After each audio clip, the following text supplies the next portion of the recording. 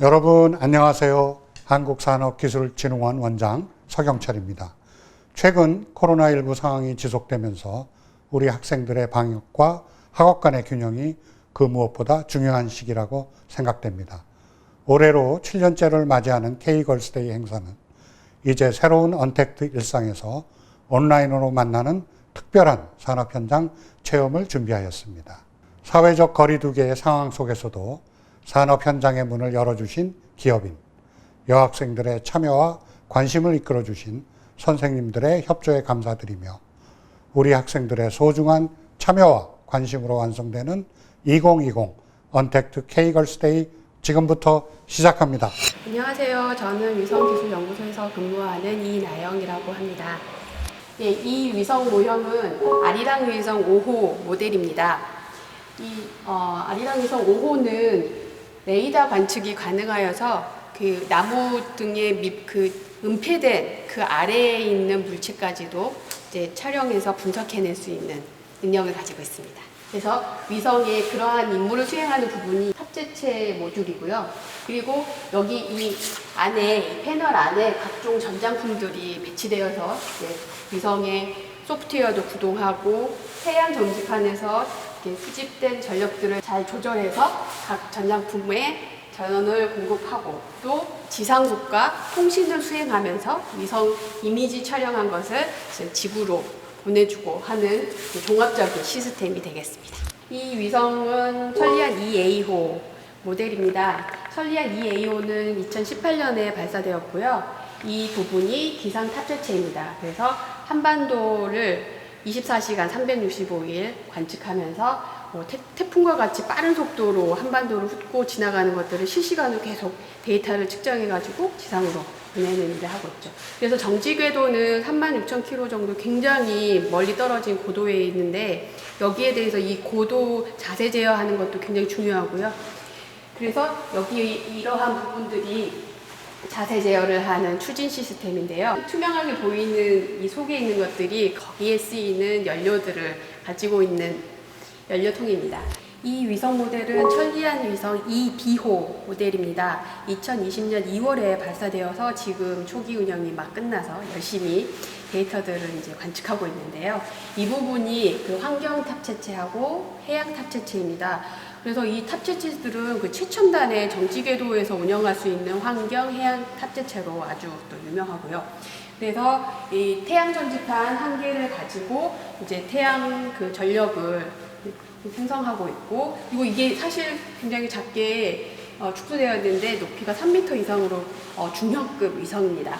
그래서 이제 위성은 그 우주 공간에서 이제 운영을 해야 되기 때문에 우주 공간에 상당히 그 극심한 온도라든지 방사선 이런 것들을 이제 로부터 전장품을 보호해야 하기 때문에 이 여기에 보이는 금색 예쁜 이 금박지 같은 특수 그 커버인데요. 에메랄이라고 하는 커버로 원래는 다 씌워져 있습니다. 지금 여기는 이제 여러분들한테 잘 그 모형을 보여주기 위해서 이제 구조물이 있는 거고요. 사실은 에메랄이가 씌워져 있죠.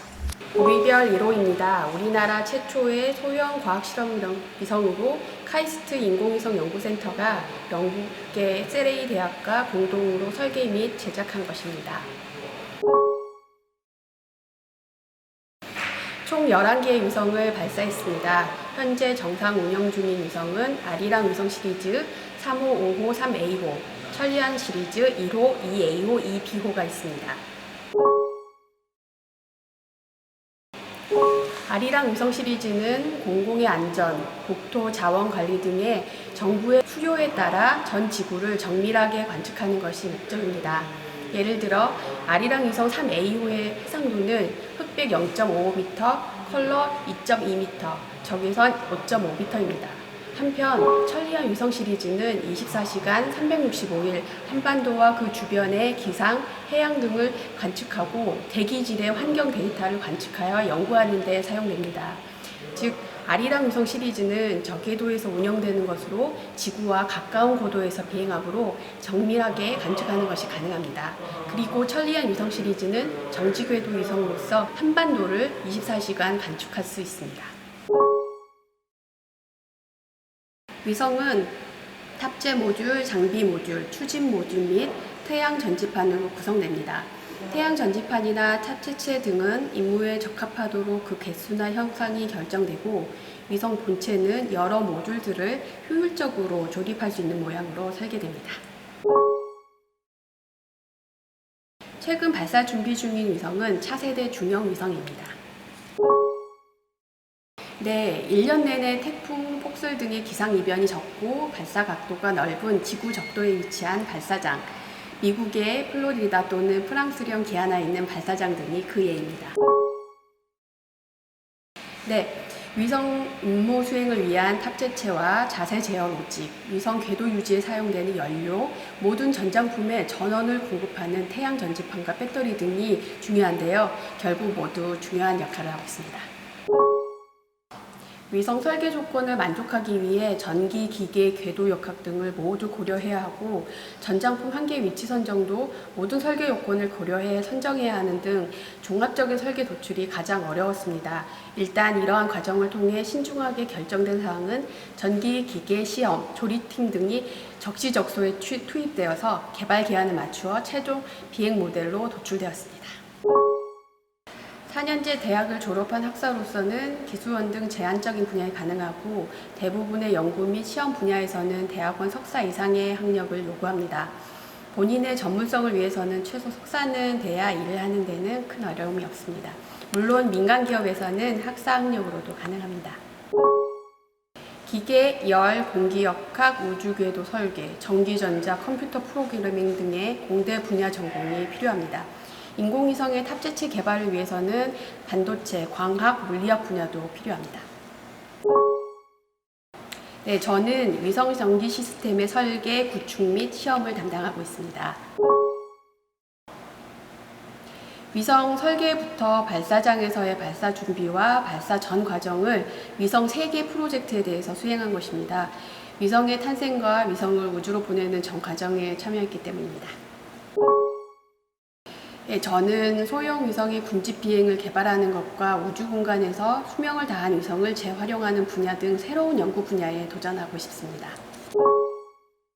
선진국의 다양한 인공위성 개발 사례를 수집하여 선진 기술을 연구하는 한편 저가의 다양한 실험이 가능한 큐빅 위성이나 나노 위성 개발을 홍보해서 우주 기술 분야에 대한 관심을 확대하는 것이라고 생각합니다.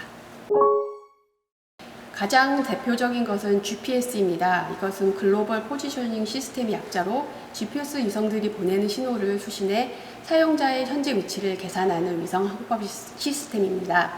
항공기, 선박, 자동차는 물론이고 스마트폰, 태블릿 PC 등에서도 많이 활용되고 있습니다. 그리고 통신위성이 있습니다. 통신위성 한 기로 여러 장소에서 동시에 데이터를 통수신할 수 있기 때문에 기업의 원격 영상회의, 케이블 TV로의 프로그램 전송, 원격 의료 서비스, 도서 벽지에서의 원격 강의 등 이러한 데이터 전송이 이용되고 위성 중계 방송을 시청하는 데도 사용됩니다. 또한 우주의 변화와 여러 가지 현상들을 관찰하기 위해 천문학 분야에서도 과학위성을 아주 유용하게 사용하고 있습니다. 지구상에서는 확인할 수 없는 천체나 잘 보이지 않는 천체를 관측할 수 있기 때문이죠. 허블 우주망원경도 인공위성 중 하나입니다. 그리고 정지궤도 위성인 천리안 위성을 통한 기상 관측입니다. 이상 기후 현상이 잦아지고 있기 때문에 태풍의 이동 경로, 비의 양, 바람 등의 기상 정보를 실시간으로 관측하고 예보하는 데 사용되고 있죠. 위성 분야뿐만 아니라 여러 이공계 분야에서 많은 여성 인력들이 일하고 있습니다. 자신 있고 당당하게 도전하시길 바랍니다.